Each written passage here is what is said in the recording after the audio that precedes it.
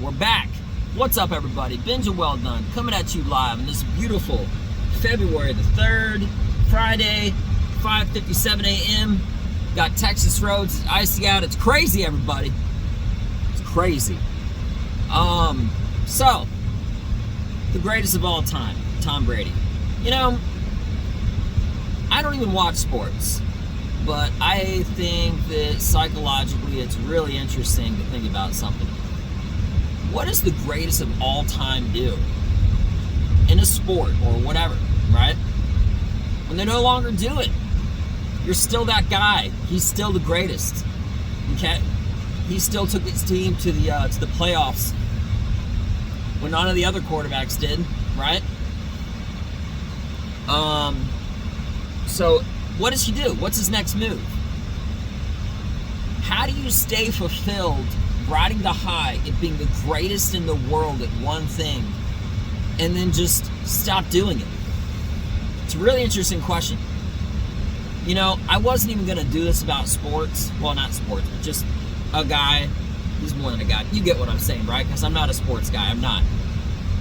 But, you know, I started watching Tom Brady, like really, really watching him.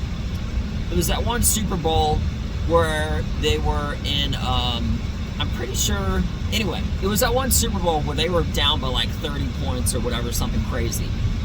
And he had like 5 minutes or whatever to get it done.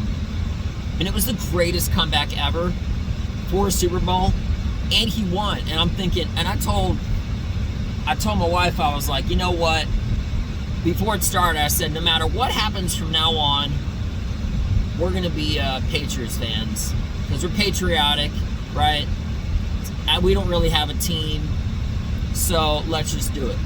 The only thing I don't like about franchises, well, anyway, everybody hops from team to team nowadays, and that really is the new era of sports. People usually don't stay with the team. You know, but I'm digressing too much. LeBron, perfect example. Chasing championships and trophies, but whatever. Moving on. Tom Brady, man, he's been with a lot of teams, right? But anyway, so we watched, and he was getting his ass kicked. The whole team was, not just him individually. And then he came back. That, to me, proved why he's so great. And then he continued to do it again. He joins another team, you know.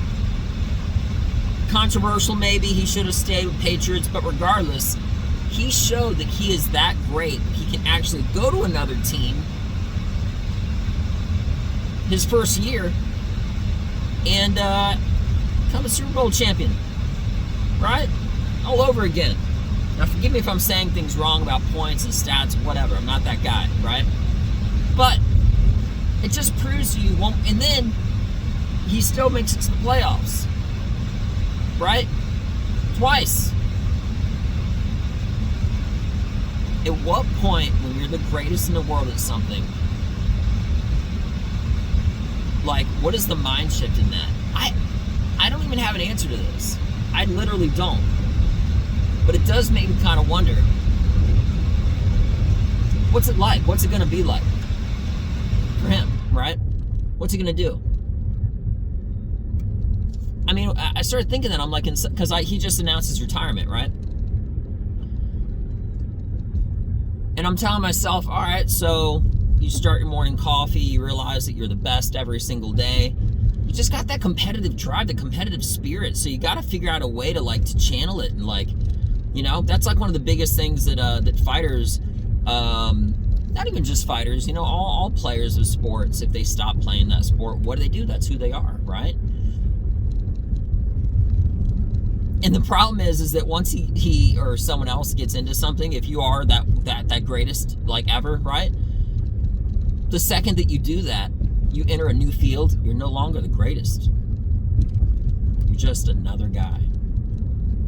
While concurrently, you've been riding that wave of being the best for so many years. No, he wasn't always the best, right? It took a dynamic shift in his mind to say, you know what? I'm going to be the best from this point forward, and I will. And he did. That's exactly what happened. Before he started winning all of his Super Bowls and stuff, you know?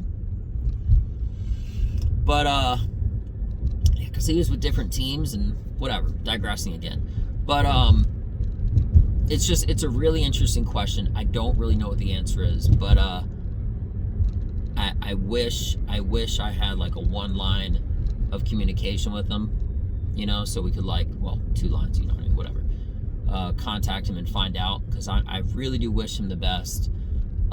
Nothing but success.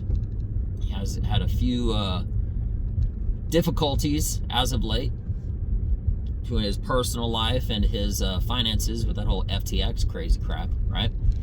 If you heard about that, but anyway. But I really wish him the best. And for a guy that I actually started paying attention to later in his career, but such a defining moment, it meant a lot to me, because it just showed me the something I already knew, but it reinforced my never quit, always moving forward mindset, right? And he did that with his team, you know? It was so amazing. I might even go back and just watch that Super Bowl. I'll find a way like to watch it or whatever. But it was so inspiring, and I just thought it was great. And to have that be like the first game you ever watched, like you know, you actually paid attention to and stuff. It was pretty remarkable. So, what's he gonna do? I'm not sure.